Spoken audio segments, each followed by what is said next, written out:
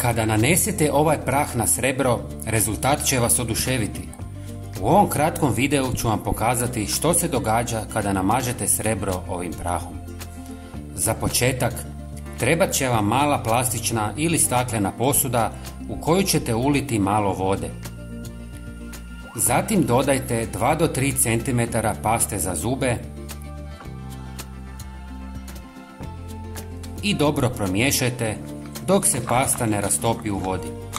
Ako ste prvi put na našem kanalu, svakako se pretplatite kako biste bili u toku s našim najnovijim savjetima. Potpuno je besplatno. Hvala vam puno.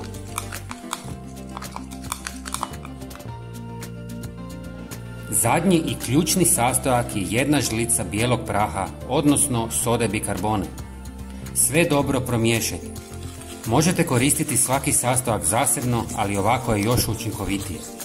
Pasta za zube, soda bikarbona i voda često se preporučuju za čišćenje srebra zbog svojih izvanrednih svojstava. Soda bikarbona djeluje kao blagi abraziv, uklanjajući naslage, oksidaciju i mrlje sa srebrnih predmeta.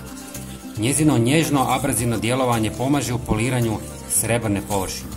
Pasta za zube također sadrži abrazivne čestice, poput kalcijevog karbonata i silicijevog dioksida, koje pomažu u čišćenju srebra. Nanesite ovu smjesu na srebro i lagano trljajte.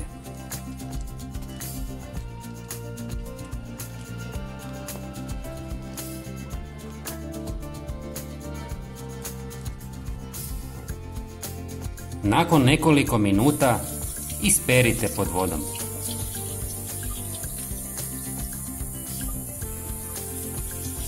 Lagano osušite suhom krpom i srebro će zasjati kao nikad prije. Ovaj lančić je star preko 30 godina i sada se tako lijepo sjaji da ne vjerujem svojim očima. Jako sam zadovoljan rezultatom. Dragi prijatelji, ako vam se svidi ovaj video, podijelite ga sa svojim prijateljima. Hvala vam puno. Pozdrav!